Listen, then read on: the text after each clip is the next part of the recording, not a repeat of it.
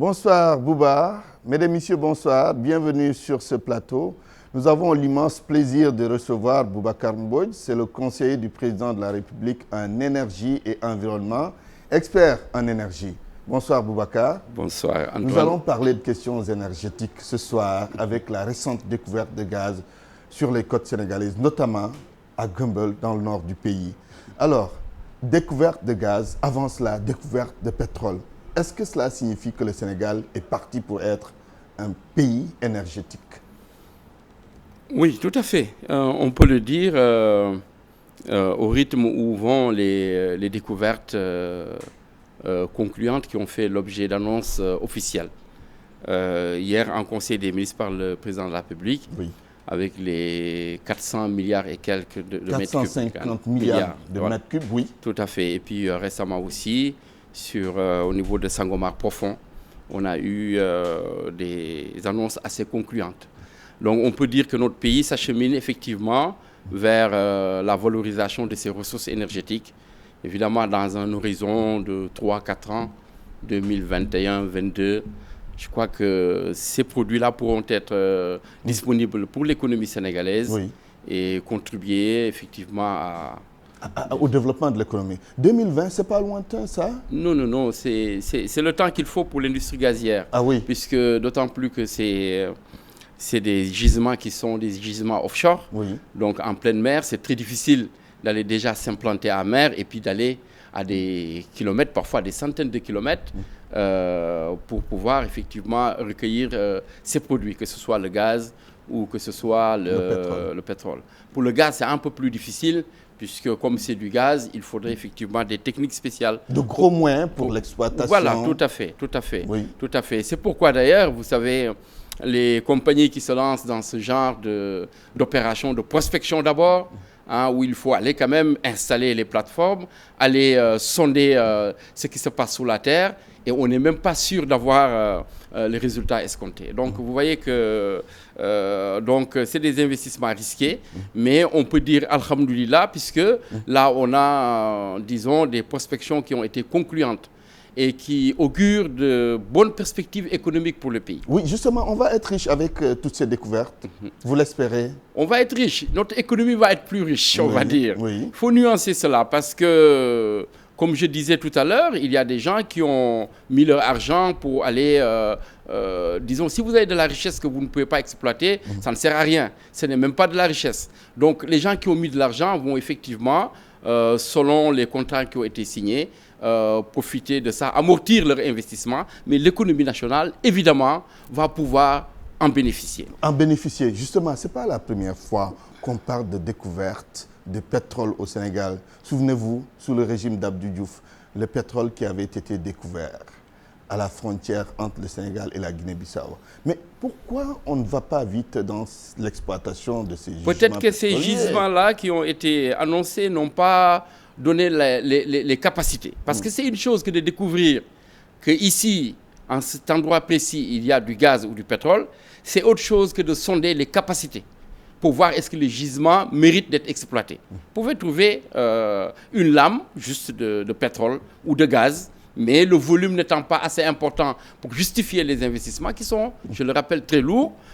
Parfois, les gens ne vont pas jusqu'au bout. Mais là, les quantités qui sont annoncées, évidemment, autorisent une exploitation. Et comme je disais, la première chose, je crois, pour les acteurs économiques, c'est déjà de requinquer le moral de tout le monde.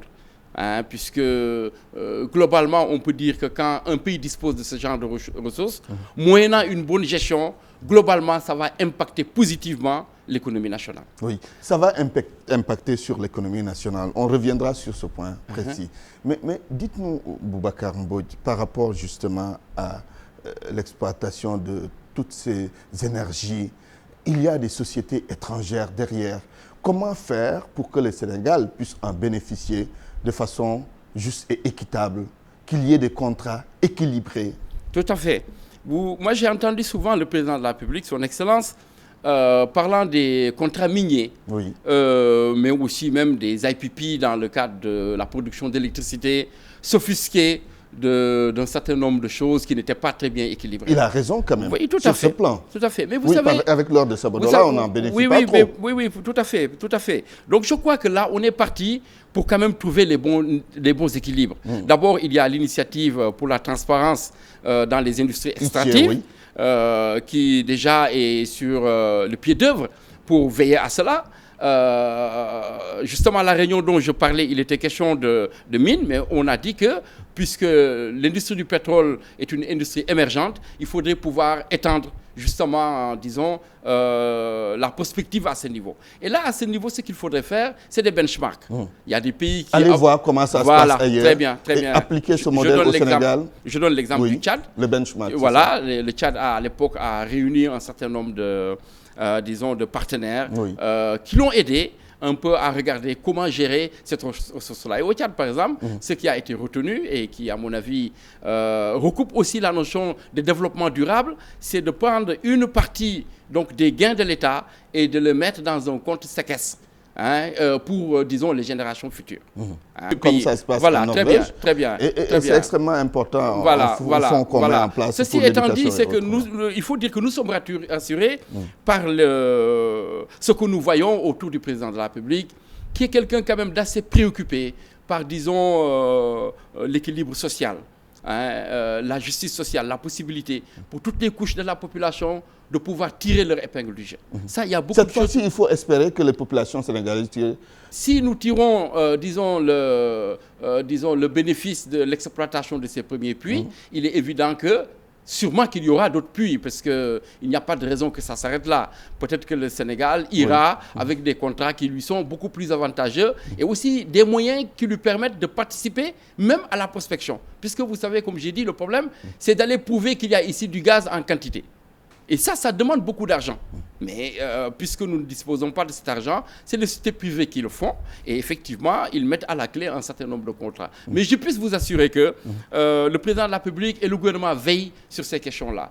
Pour que, en tout cas, dans les règles de l'art, ce qui doit revenir au Sénégal lui revienne au grand bénéfice des populations. Ça, c'est évidemment certain. Voilà. Alors, concernant justement l'exploitation du pétrole, on a vu que dans certains pays africains, le pétrole est source de richesse sans doute, mais aussi source de problèmes. Est-ce qu'il n'y a pas d'appréhension à faire à ce niveau? J'ai entendu des commentaires sur ce plan. Oui. Bon, avec des conflits, sources de guerre, etc. Oui, on peut tout le dire, mais je pense que chaque pays avec son histoire, ses traditions, etc. Je crois qu'au Sénégal, on n'a pas ce genre de risque. Je reste convaincu que le gouvernement est au quotidien dans ses politiques traduit ce désir de justice sociale et puis aussi de répartition équitable des richesses de la nation. Les PUDC en témoignent, les bourses familiales, la CMU. Il y a autant de programmes aujourd'hui qui montrent que vraiment ce gouvernement a de puissants programmes sociaux. Qui s'adresse effectivement aux populations les plus vulnérables. Donc de ce point de vue, moi, je n'ai pas d'inquiétude. Vous n'avez pas d'inquiétude? Par contre, il y a de la veille environnementale à faire. Puisque une fois que vous voyez que vous êtes en mer, qu'il y a des échappées de tonnes de pétrole, c'est très néfaste pour l'environnement. Donc ça, quand même, nous devons... Vous avez des appréhensions par rapport à ça? Non, ça c'est environnementaux. Partout, mais vous voyez, même Shell, aux États-Unis, la côte est des États-Unis a été... Donc il y a eu une marée noire due à une société pétrolière bien connue. Qu'est-ce qu'il faut faire justement? Non, il faut de la veille au quotidien. Il faudrait prendre les dispositions pour que les règles de veille environnementale soient respectées et que les choses soient faites dans les normes. Mais je reste convaincu que les conséquences au niveau de l'industrie vraiment vont être assez importantes. Au niveau de l'électricité aussi. Oui, justement, parlons des impacts au plan économique. Énergie, transport et autres. Quels peuvent être ces impacts? Alors déjà, avec l'avènement de M. le Président de la République, on a parlé de mix énergétique. Déjà, avant qu'on ait découvert ces gisements, l'option stratégique a été de diversifier et d'utiliser au maximum toutes les ressources énergétiques à notre disposition, y compris les énergies renouvelables. Le gaz aussi, utilisé comme combustible pour la production d'électricité, est considéré comme étant un combustible propre. Alors donc ça va nous avantager parce que déjà, dans le plan de production 2012-2013 jusqu'en 2017, le gaz qui occupe aujourd'hui 5% du combustible doit monter jusqu'à 24%, puisqu'il est moins cher. Donc le moins cher, c'est le charbon. Après, c'est le gaz, évidemment. Donc ça va réduire notre facture pétrolière. Oui. Et ça, on l'envisageait avant même ce gisement. Tout à fait. Donc maintenant qu'il est sur place, ça va être tout bénéfice pour la Sénélec, Oui. pour le pays, etc. En termes donc d'argent qui est dépensé pour pouvoir s'approvisionner en combustible. Ça, c'est un premier aspect. Mais également, il y a une forte politique du gouvernement aujourd'hui pour un redéploiement industriel.